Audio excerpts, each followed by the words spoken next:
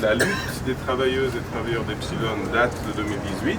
Alors pour explication, Epsilon, c'est une entreprise de distribution matinale des journaux. C'est une partie de ses activités. L'après-midi, c'est la même entreprise qui distribue des imprimés, donc la publicité dans les boîtes aux lettres. C'est deux activités très distinctes, c'est aussi deux équipes distinctes. Là, on est avec les collègues le matin qui font de la distribution de journaux. Et quand je dis matin, c'est vraiment très très tôt le matin. La plupart de ces collègues se lèvent à 4 h du matin pour que les clients aient leur journal dans leur boîte aux lettres à partir de 7 h du matin et ils couvrent la totalité du canton.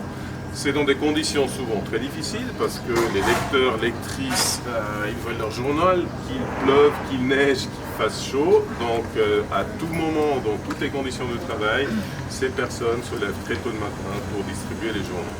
Les gens sont venus nous voir parce qu'ils ont déjà maintenant des salaires extrêmement bas. Mais surtout, ce qu'on a découvert à cette époque, c'est que les salaires qui étaient payés étaient illégalement bas. Parce qu'il faut savoir que dans cette branche, il y a un contrat type de travail, c'est le contrat type de travail obligatoire pour les transports de choses au compte de tiers, donc la distribution matinale de journaux est sous couvert de ce contrat type de travail, et les salaires minimaux n'étaient pas du tout respectés à l'époque. Donc on a entamé une lutte avec ces personnes qui sont là aujourd'hui, avec des préavis de grève, avec des mobilisations. Et finalement, la Epsilon a dû, au lieu de baisser les salaires, a dû augmenter les salaires et a dû faire un rattrapage salarial sur les 5 dernières années relativement important. Les chiffres sont connus, c'était dans la presse. Epsilon a dû payer 600 000 francs de rattrapage salarial. Ce qui est important à relever dans ce cadre, c'est qu'Epsilon appartient à la Poste à 100%. Donc c'est la Poste finalement qui a payé ces 600 000 francs de rattrapage salarial. Aujourd'hui, on se retrouve dans la situation paradoxale que la Poste, de fait, redemande de retour cet argent. Ils ont annoncé un plan de restructuration qui est dû au fait que la distribution matinale des journaux est structurellement déficitaire. Donc ils ont un déficit relativement important tous les ans, mais c'est un déficit structurel qui n'est pas épongé par la Poste, parce que la Poste a décidé de créer une filiale autonome, indépendante financièrement, sans subvention directe de la Poste. Donc pour la Poste, Epsilon doit se couvrir par elle-même, par lui-même, cette entreprise, et donc ce qu'ils ont annoncé, c'est une baisse de salaire. Alors une baisse de salaire, évidemment, en respectant les salaires minimaux en vigueur, mais il y a des collègues qui gagnent un tout petit peu plus, donc ils veulent mettre tout le monde au salaire minimum. Ils veulent les quelques avantages que les collègues avaient, notamment le paiement d'un 13e salaire en entier. Il faut savoir que le contrat type de travail ne prévoit comme obligatoire que le paiement des 2 tiers du 13e salaire, donc un peu compliqué. Et donc la Poste veut leur enlever le tiers du 13e salaire, donc on est vraiment dans l'épicerie assez fine, et comme les collègues travaillent à partir de 4 h, 5 h du matin, c'est clair qu'il y a des suppléments de travail de nuit qui sont payés aujourd'hui au-delà d'ailleurs du travail de nuit à proprement parler, donc ça va être réduit également au minimum légal, et ils veulent rallonger le travail de jour jusqu'à 6 h, ce qui veut dire que le collègue perdrait 1 heure d'indemnité de travail de nuit tous les jours. La loi sur le travail permet de déplacer la frontière du travail de nuit de 5 h à 6 h, pour autant que le personnel soit d'accord. Donc ça, c'est le programme que la Poste a annoncé début mai. C'est un programme qui va leur permettre de faire des économies d'environ 700 000 francs. Donc on retrouve en gros les 600 000 francs qu'ils ont payés, on se les retrouve repayés. Oui, on regarde juste par rapport aux questions d'autorisation. Donc concrètement, la Poste aujourd'hui veut rattraper l'argent qu'ils ont payé en 2019-2018. Évidemment, le personnel n'est pas d'accord.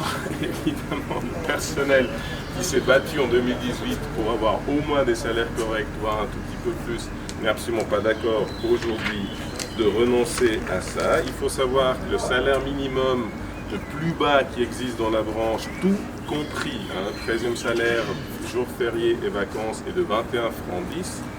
Il faut savoir que ces personnes, je le répète volontiers, parce que c'est important, se lèvent tous les matins à 4 h pour que les gens aient leur journal dans leur boîte aux lettres pour 21 francs 10 tout compris.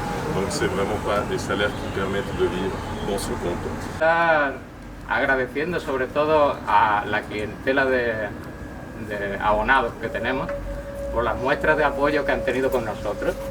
¿Vale? Porque Alors il aimerait bien remercier tout d'abord la clientèle auquel il livre les prestations pour le soutien qu'ils ont eu tout au long de ces derniers mois. que nos han transmitido a través de mensajes en los buzones, regalos, mensajes de WhatsApp, correos, en fin, infinidad de muestras que bueno, que nos han dado un gran apoyo en esto. La clientèle, en effet, durant les mois de la crise sanitaire, quasiment tous les jours mettaient des petits cadeaux, des petits mots dans les boîtes aux lettres parce qu'ils étaient extrêmement reconnaissants que dans cette période de semi-confinement, les journaux étaient quand même dans les boîtes aux lettres tous les matins. Il aimerait bien aussi remercier le personnel soignant des EMS parce qu'il y a beaucoup d'EMS qui sont clients d'Epsilon parce que justement les patients des EMS n'ont pas la possibilité d'aller acheter leur journal. Donc les journaux sont livrés aux personnes âgées et ils ont eu beaucoup de contacts avec le personnel soignant qui souhaite aussi remercier ici. Y dicho todo esto, bueno, pues ante todo decir que somos un sector que no paramos bajo ningún concepto, ni con la nieve, ni con la lluvia, ni con el viento, y ni siquiera nos paró una pandemia, ¿entiendes? Okay, c'est un secteur avec des travailleurs qui sont là tous les jours, qu'il y ait la neige, la pluie et même une pandémie, ça ne les a pas empêchés de fournir des prestations pour la population. ¿Y sabéis por qué no paramos? Et vous savez pourquoi ils ne s'arrêtent pas? Porque nos hace falta el dinero. ¿Entiendes? Nosotros trabajamos por un salario digno. Parce qu'ils ont besoin de l'argent, du salaire qui est lié à la prestation qu'ils fournissent tous les jours. Nosotros tenemos familia, nosotros tenemos hijos, nosotros tenemos de todo, igual que todo el mundo. No es justo que durante todo este tiempo están cobrando también, gracias a nuestro trabajo, las personas que se están dedicando durante todo este tiempo a ver cómo nos joden el trabajo. ¿Entiendes? Ce qui est considéré particulièrement injuste dans cette période, c'est qu'après des mois de crise sanitaire, où le personnel a pris des risques, y compris pour leur santé, parce qu'ils étaient en contact tous les jours avec des gens, ils ont pris des risques, y compris pour leur famille, et au lieu de recevoir une prime comme dans d'autres métiers qui ont pris des risques, le cadeau de la Poste, aujourd'hui, c'est de leur annoncer une baisse de salaire. Donc ils trouvent ça extrêmement injuste que face aux risques qui ont été pris, la réaction de la Poste maintenant c'est une baisse de salaire. Y es por eso también que pedimos a quien corresponda, al político, a quien sea, que se nos reconozca nuestro trabajo social, ¿no? Porque realmente, visto en la reacción de la sociedad, nosotros hacemos un trabajo social y deberíamos de estar considerados como tal. Et ce qu'ils souhaitent, c'est que les interlocuteurs, mais aussi le monde politique, la société reconnaissent la valeur sociale du travail qui est fait. Parce qu'à travers les réactions des lectrices et des lecteurs, durant ces mois, ils ont bien compris l'importance sociale de pouvoir distribuer tous les jours des journaux dans les boîtes aux lettres.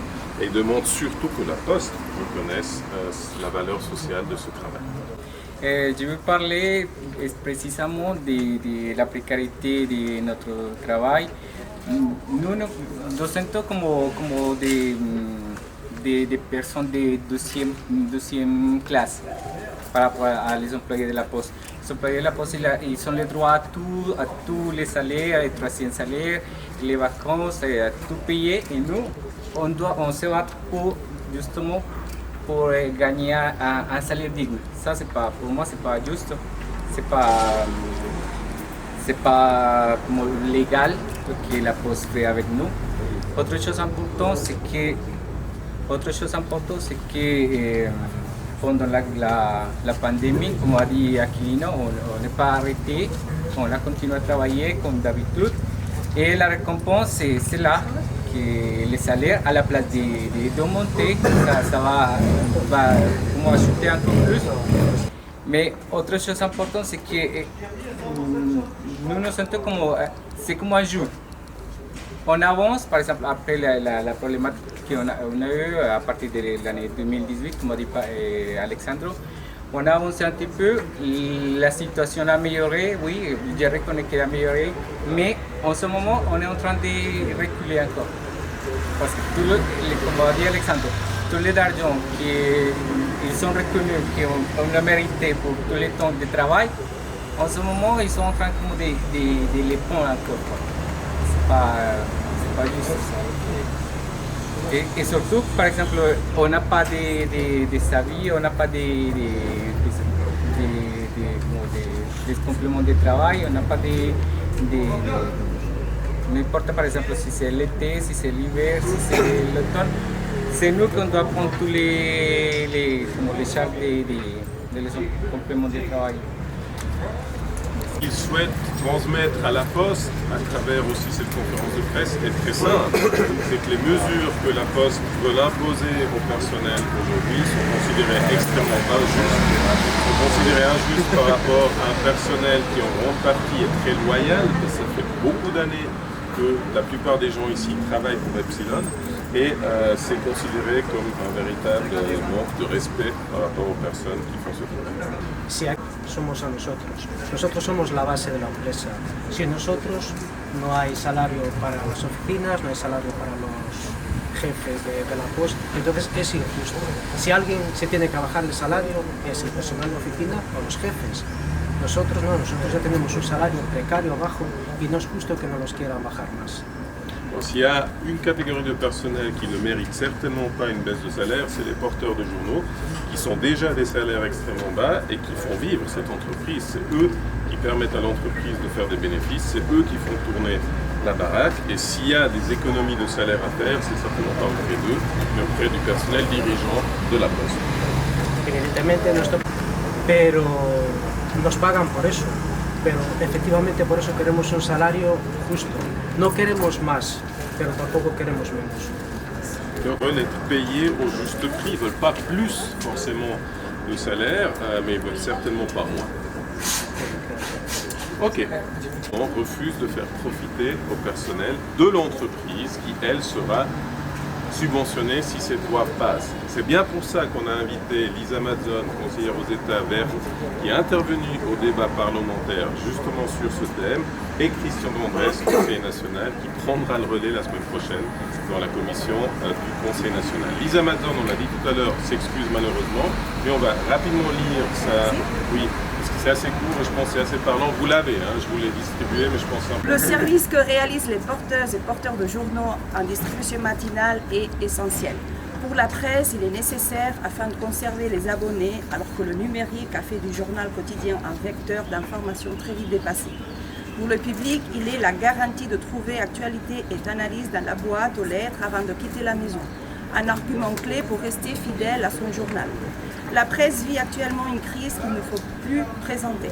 En 10 ans, elle a perdu plus de la moitié de la publicité qui contribuait à son financement et le nombre d'abonnés a lui aussi reculé, tout comme le nombre d'exemplaires produits. Pourtant, son rôle n'est pas devenu moins crucial. Elle continue son travail de révélation des faits basé sur des règles déontologiques que la plateforme des géants du net n'observe pas. Et elle nous apporte une information locale avec des perspectives critiques qui n'intéressent pas les GAFA. Le recul du nombre d'exemplaires renchérit également la distribution des journaux. Pour préserver ces biens culturels précieux, le Conseil des États a décidé d'éteindre l'aide indirecte à la presse. Il s'agit d'augmenter le soutien à la distribution postale, mais aussi d'ajouter un soutien indirect à la distribution matinale, qui n'existe pas jusqu'à présent. Pour de nombreux titres, c'est une contribution essentielle s'ils veulent continuer de faire un journalisme de qualité et d'utiliser la distribution matinale. Toutefois, ce soutien à la distribution matinale ne doit pas être un soutien à la sous-enchère salariale. À partir du moment où de l'argent public est versé, les conditions de travail doivent sensiblement s'améliorer. Le système d'accréditation des entreprises de distribution matinale qui est prévu dans le soutien fédéral doit prévoir des conditions salariales similaires à celles de la Poste. Le travail réalisé par les porteuses et porteurs de journaux en distribution matinale est non seulement précieux, mais également pénible en raison des horaires. Il doit être reconnu, pas seulement par des mots, mais aussi par des salaires corrects et des conditions adéquates. J'attends de la Poste, entreprise appartenant aux citoyens et citoyennes, qu'elle soit exemplaire en la matière et qu'elle fasse preuve de cohérence dans la gestion de ses filiales. L'avenir de la presse dépend aussi de porteuses et porteurs de journaux. Ils méritent respect et salaire à la hauteur de leur contribution. Lisa Mazzone, conseillère aux États, le 25 juin 2020. On risque de tomber dans un système de dumping subventionné. Ça veut dire qu'effectivement, ces tâches qui sont des tâches importantes, elles ont été reconnues comme telles, non pas par le Conseil fédéral, mais par le Conseil des États, parce que dans le cadre du message du soutien à la presse, le Conseil fédéral avait souhaité élargir en fait le soutien indirect, c'est la distribution de journaux pour des journaux au-delà de 40 000 exemplaires par jour, mais le Conseil fédéral avait exclu le soutien à la distribution matinale et dominicale. Et le Conseil des États, sur pression de lobby assez puissant, ont dit qu'ils souhaitaient financer également, dans une moindre mesure que les 27 centimes par exemplaire qui est prévu pour la distribution sur le service universel par la Poste. Mais par contre, ils ne prévoient strictement rien sur la question des conditions de travail. Et donc les deux grosses entreprises qui font les distributions, Epsilon en Suisse romande, Presto en Suisse alémanique, vont toucher effectivement de l'argent directement de la Confédération pour ce soutien et s'apprêtent, vous l'avez vu, vous l'avez entendu, à payer les personnes au minimum qui est prévu dans les contrats types. Et ces minimaux ne sont pas suffisants pour pouvoir vivre décemment. Et donc ce qu'il faut, c'est que s'il y a subvention, et si ces entreprises veulent en bénéficier, et ça me semble une évidence dans la mesure où c'est la Poste qui est quand même une entreprise publique, une entreprise de service public, c'est qu'ils payent aux mêmes conditions que celles qui sont prévues dans la CCT de la Poste, qui sont des conditions nettement effectivement supérieures.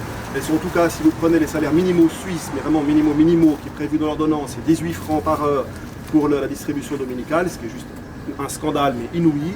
Et pour les personnes qui sont les moins bien payées majeures, parce qu'après il y a les apprentis, on est à 21 francs 70 pour la CCT de la Poste, mais ce sont pour des personnes sans ancienneté qui n'ont aucune formation et qui ont à peine 18 ans. Et après effectivement il y a une grille qui varie aussi d'une région à l'autre. Ce sont ces conditions-là qui doivent être imposées dans la loi et qui soient la contrepartie du versement de ce soutien.